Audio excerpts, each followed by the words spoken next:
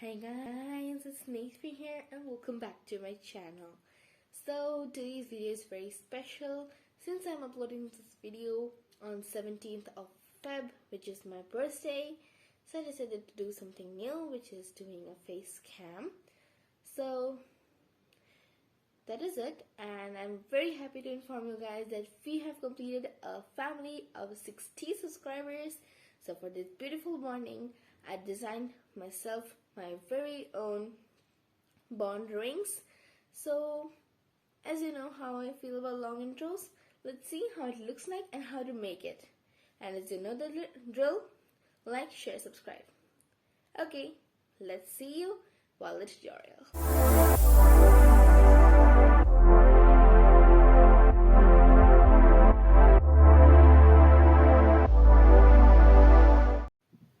So the ring looks something like this.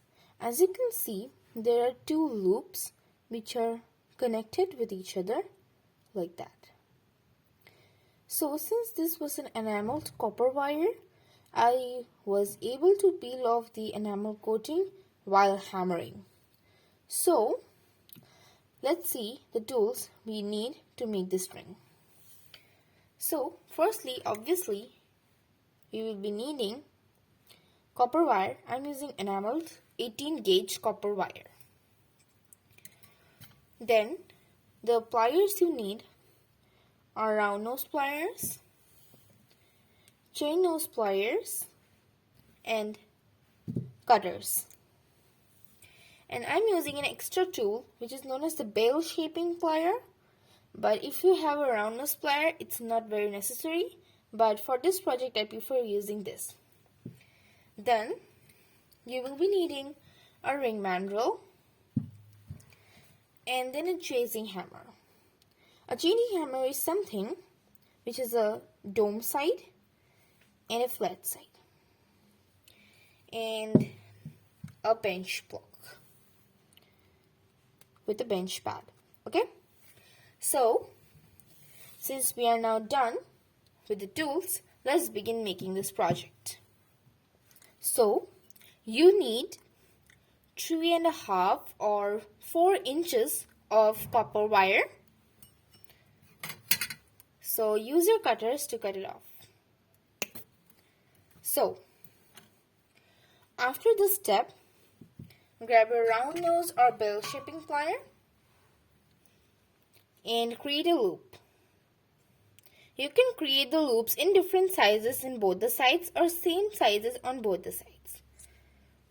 Okay? So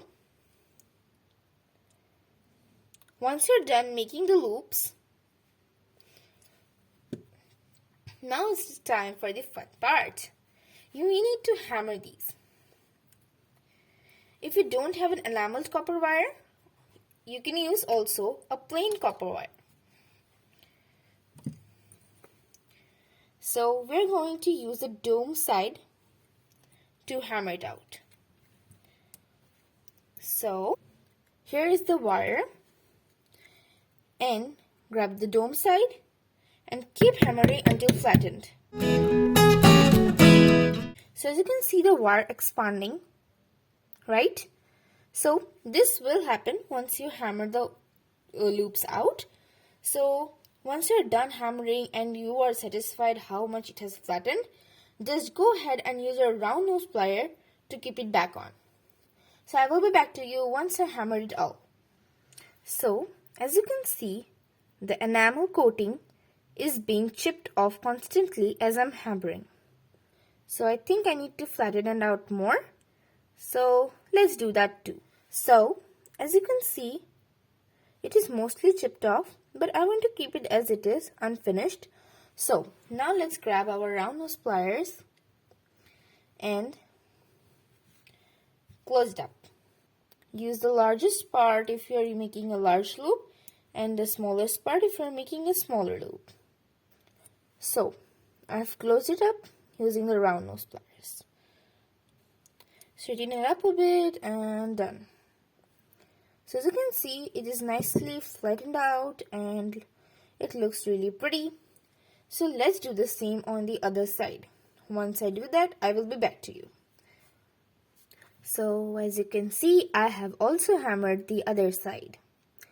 So in this way, you can hammer both the sides, and if you want the chipping to be totally off, you can constantly keep hammering, but don't hammer it too much because it might break. So just keep scratching using a plier or a needle kind of thing. It will be off really easily. You can also scratch it with your fingernail. So that's my suggestion. So now, get your ring mandrel and put it on your size. And the measurement also depends on the size of your finger. So, I'm not sure if your finger would be exactly the same as 3.5 or 4 inches. So just keep experimenting and see that after making it round, the loops, this side should come over here and this side should come over here. And then just open up the loop like that using a plier, and then from this, bring this loop towards here and then push them together and then insert them into each other like that. So this is how the loops interconnect like that. So once I close the loops, I will be back to you. So this is how it looks after connecting the loops. So once you have connected the loops, you have to put it back on the ring mandrel.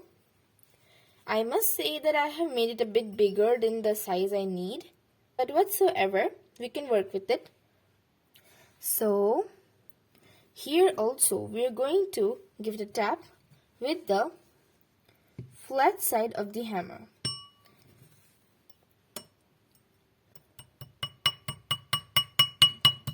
This will also strengthen and neat out the edges of the ring. Now we are going to get it out of the mandrel, and again, as you can see, the loops are out, so let's put that back on. Now get your bench block. Here is the bench block.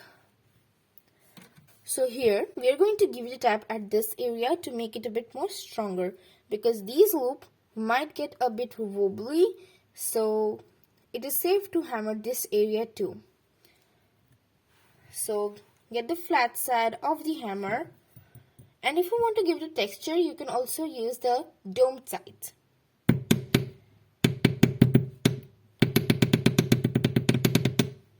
And make sure to do both sides. It is a suggestion which I would also like to give you in case of the loops.